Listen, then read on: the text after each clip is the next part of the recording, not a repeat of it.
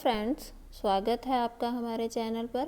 आज के इस वीडियो में हम HP सबऑर्डिनेट सिलेक्शन बोर्ड द्वारा कंडक्ट कराए गए क्लर्क एग्ज़ाम का एप्टीट्यूड पार्ट जो है वो डिस्कस करेंगे।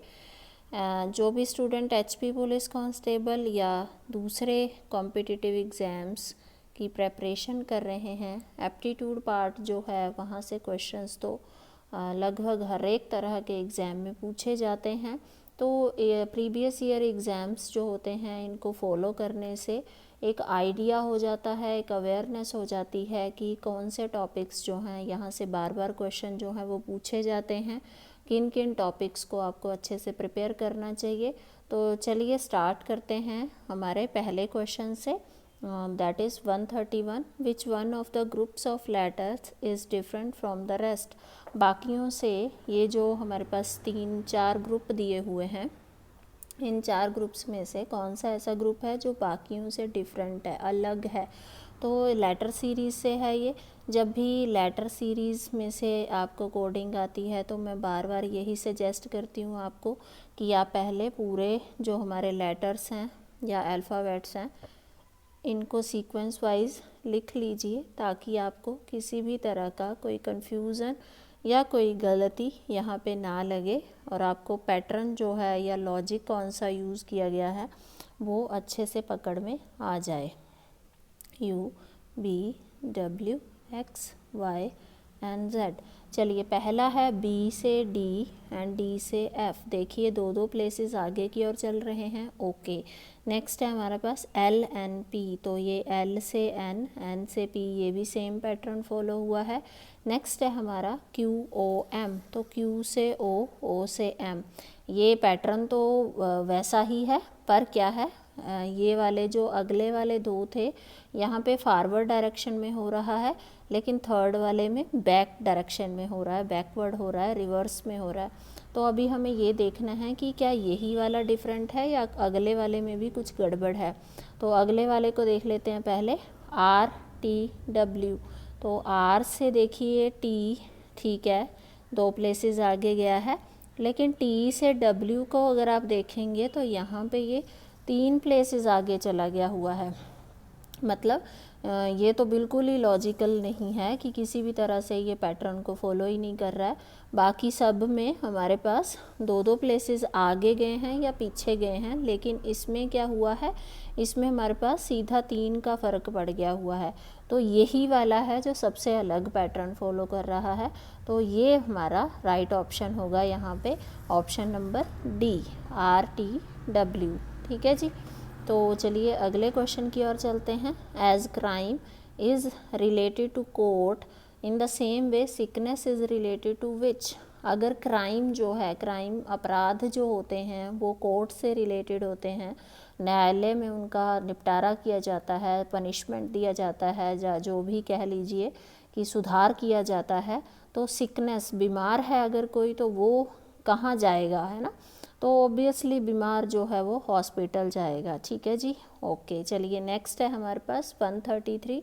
इन a code movement is denoted by OMO CPR and then thermo is denoted in the same code by विच।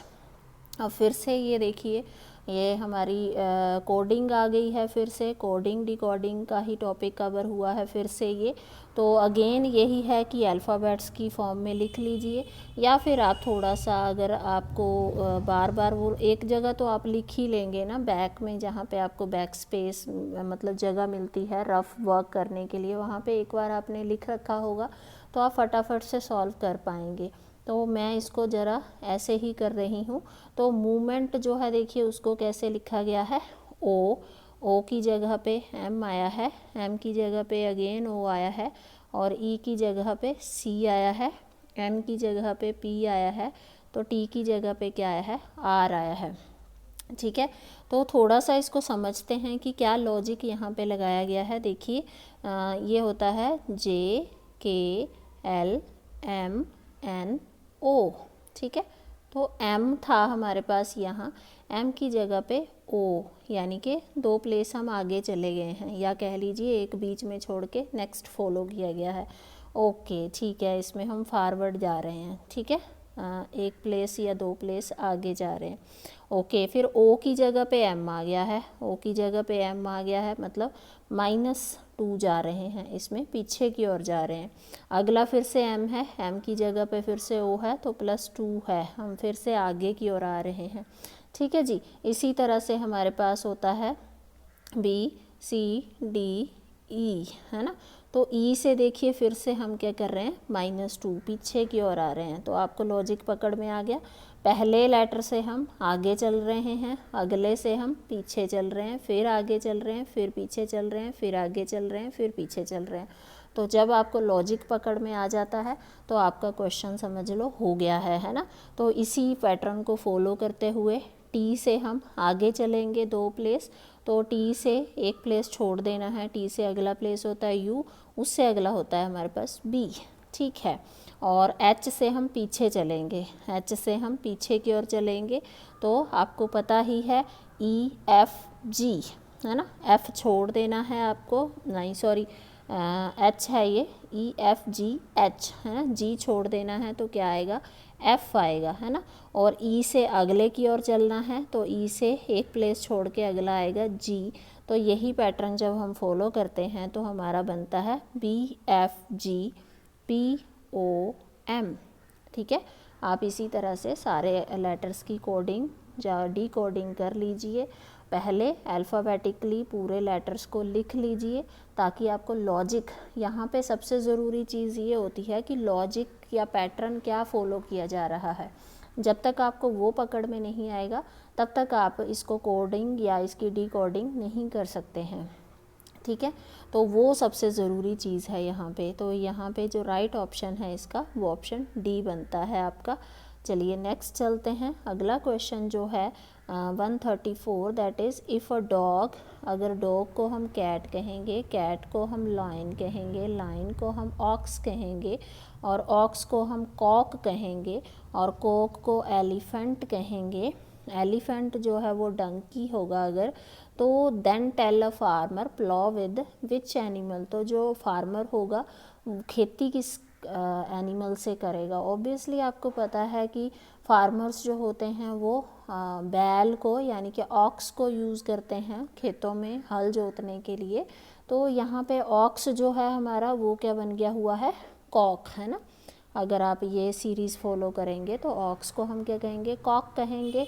तो इसका मतलब है कि खेती जो है किसान वो ऑक्स की बजाय किससे करेगा, कॉक से करेगा। तो राइट आंसर है आपका option D, that is Kock.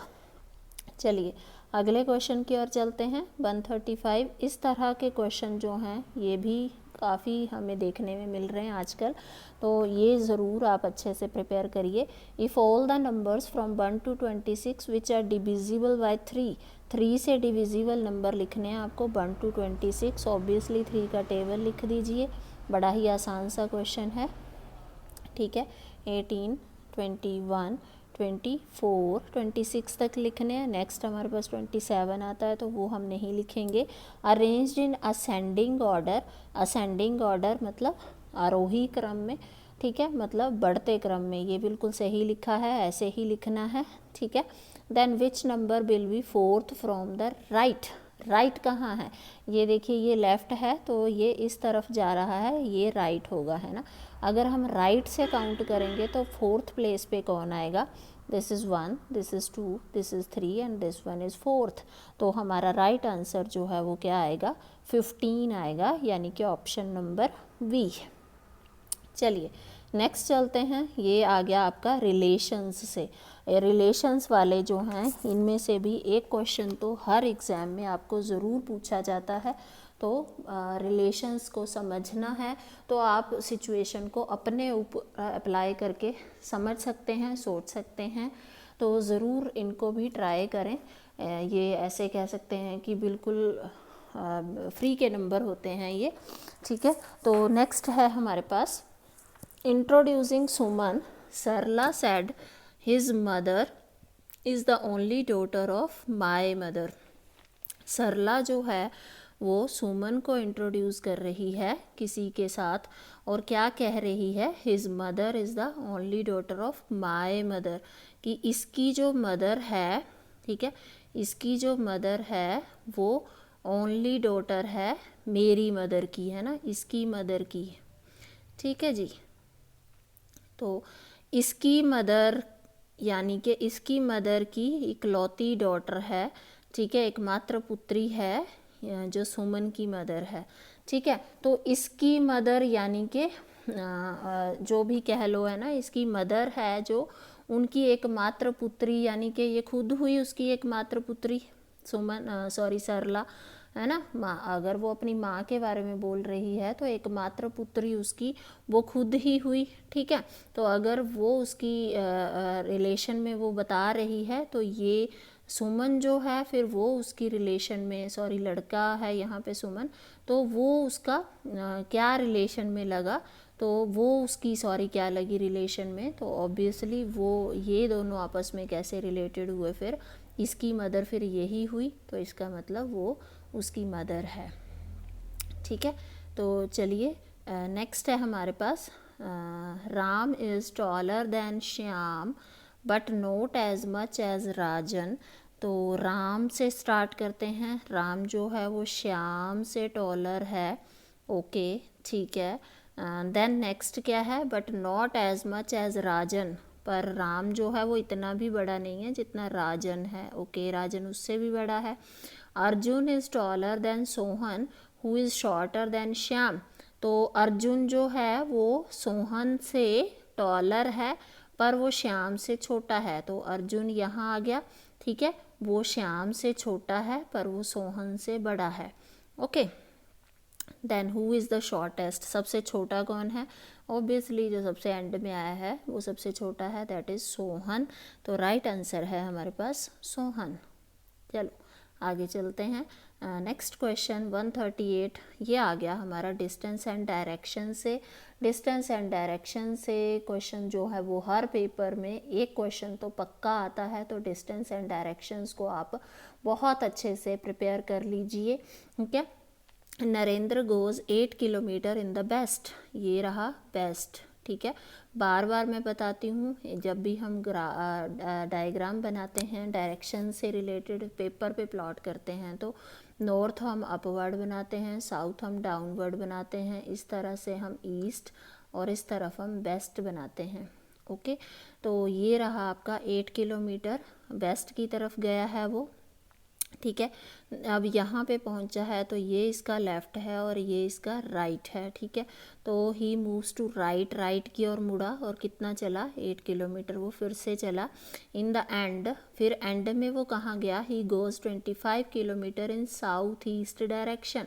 अब देखिए ये रहा आपका नॉर्थ, ये रहा साउथ, ये रहा ईस्ट, तो ईस्ट वाली डायरेक्शन, साउथ और ईस्ट की डायरेक्शन में वो इस तरफ चल रहा है अब वो, ठीक है। अभी वो यहाँ है तो साउथ ईस्ट उसका इस तरफ होगा, वो ऐसे चल रहा है, ठीक है। और वो कितना चला है, 25 किलोमीटर, ठीक है।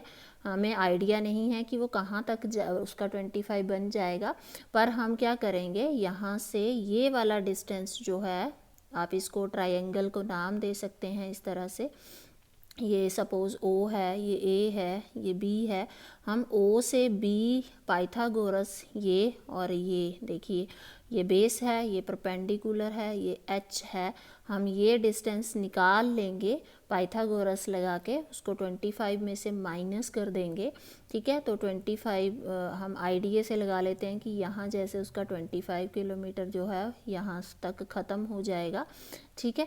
तो हमें ये बताना है कि इनिशियल पॉइंट से यहाँ तक अब वो कितना डिस्टेंस वो रह गया है, यही पूछा गया है।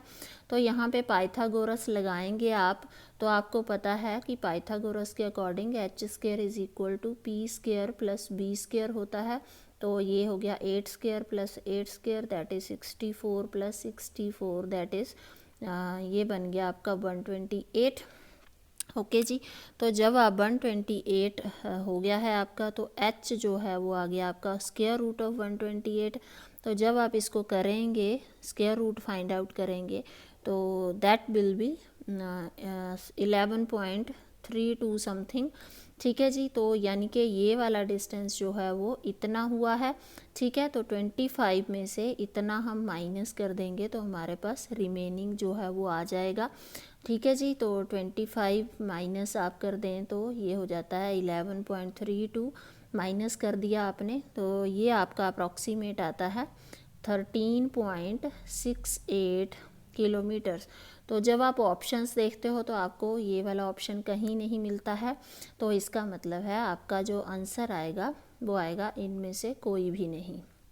ओके जी, चलो आगे चलते हैं।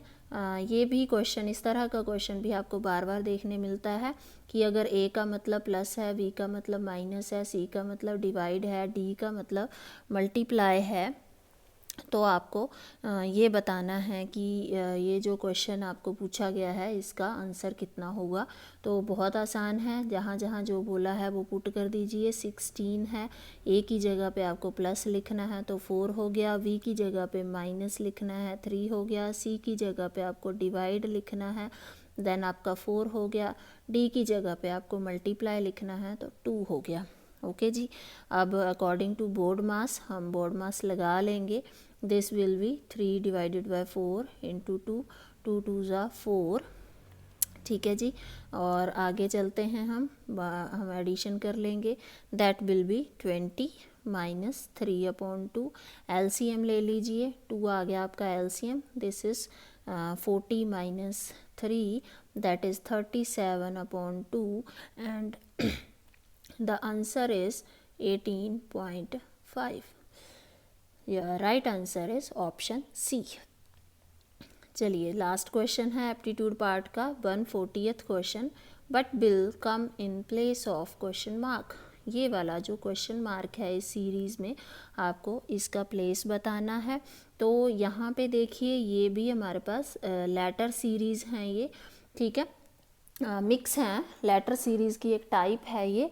यहाँ पे बीच में नंबर भी आ रहा है और आगे और पीछे लेटर्स लगे हुए हैं। लेटर सीरीज़ के ऊपर भी हम एक वीडियो ऑलरेडी डाल चुके हैं, आप उसको भी देख सकते हैं इनको एग्जैक्टली समझने के लिए। और मैं आपको एक बार फिर से बता दूं कि इस तरह का जो सीरीज़ होती हैं इनमें अगर जैसे 3 लेटर्स हैं तो ये सॉरी एस है तो पहला वाला अलग पैटर्न फॉलो करेगा, लास्ट वाला अलग, सेकंड बीच वाला अलग, मतलब तीनों के तीनों लेटर्स जो हैं वो अलग अलग पैटर्न को फॉलो करते हैं। तो हमें तीनों का अलग अलग लिख के सॉल्व करना होता है। एक ही साथ करने की कोशिश मत कीजिए, फिर आपका टाइम भी बहुत वेस्ट होगा और आपको एग्जैक्टली समझ भी नहीं आएगा कि क्या करना है।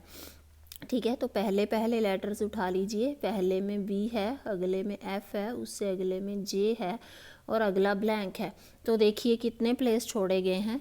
बी से एफ़ की ओर चलें अगर हम तो बीच में क्या आएगा, सी आएगा आपका, डी आएगा आपका, ई आएगा, मतलब +4 कर दिया गया है।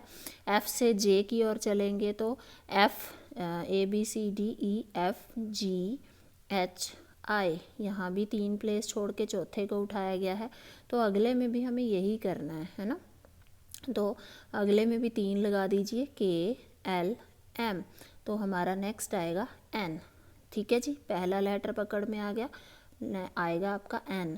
अगला है हमारे पास 2, यहाँ पे 2 है, यहाँ पे कितना है 6 है, अगले में कितना है 14 है। तो ये पैटर्न आपको पहले समझना पड़ेगा कि ये क्या पैटर्न फॉलो हो रहा है। 2 से सीधा 6 बन रहा है, तो ऐसे तो आप कह दोगे कि 2 + 4 हो गए 6 है ना, पर यहाँ पे जब हम 4 ऐड करते हैं तो वो 10 नहीं बन रहा है, वो 14 बन रहा है। तो ये पैटर्न नहीं बना है हमारे पास, तो हमें पहले समझना होगा। तो ये हमारा बनता है 2 × 2 + 2। देखिए 2 2 ज़ा 4, 4 + 2 हो गया 6। ठीक है, इसी तरह से आप अगले की ओर चलोगे, 6 × 2 + 2, तो देखिए 6 2 ज़ा 12 + 2 यानी कि 14, ये हो गया है। ठीक है, तो अगला जो होगा वो क्या होगा, 14 × 2 + 2 यानी कि 28 + 2 यानी कि कितना हुआ 30। तो आपका अगला जो है वो कितना आएगा 30 आएगा। ठीक है, 2 नंबर पकड़ में आ गए हैं। अब आ गई लास्ट वाले की बारी। लास्ट वाले में है S, देन है P, देन है M। ठीक है, तो S से P है ना, पी पहले आता है अल्फ़ाबेटिकली, अगर नहीं समझ में आता हो तो पूरी अल्फ़ाबेटिक जो मैंने बोला हुआ है कि अल्फ़ाबेटिक सीरीज़ आप पूरी लिख लीजिए, अल्फ़ाबेट्स को सीक्वेंस वाइज लिख लीजिए ताकि आपको कोई डाउट ना रहे। तो एस से पी जो है वो पीछे आता है 2 प्लेस माइनस पीछे की ओर चलना है आपको, और एम में भी 2 प्लेस आप पीछे चलेंगे तो सॉरी पी से 2 प्लेस पीछे चलेंगे तो एम ऑब्टेन हो जाता है। सिमिलरली एम से आप 2 प्लेस पीछे चलेंगे तो आप पहुंचेंगे जे के ऊपर, तो आपका लास्ट डिजिट जो आएगा इस सीरीज़ का वो जे होगा। तो आपके पास देखिए N30 कई स्टूडेंट्स जो हैं वो क्या करते हैं कि 2 निकाल लेते हैं और तीसरा ऐसे ही बस बोलते हैं कि हो गया, है ना। अब देखिए N30 वाला ये भी था, N30 वाला ये भी था। अब प्रॉब्लम क्या है, इसमें आए है इसमें जे है, तो एग्जैक्टली कौन सा है वो आपको देखिए थर्ड वाला सॉल्व करेंगे तभी पता चलेगा, है ना। तो जल्दबाजी बिल्कुल नहीं करनी है, आराम से फोकस्ड रह के करना है ताकि आप गड़बड़ी ना करके आओ, क्योंकि एक एक नंबर जो है, एक एक मार्क्स जो होते हैं आपके वो काउंट होते हैं, उसी से आप कंपटीशन में रह जाते हैं, ठीक है। तो हमारा जो राइट आंसर है यहाँ पे वो N30 जे बनेगा यहाँ पे। तो ये था इस क्वेश्चन पेपर का एप्टीट्यूड पार्ट। इसी तरह के और वीडियोस देखने के लिए लाइक करें, शेयर करें, सब्सक्राइब करें हमारे चैनल को। Thank you.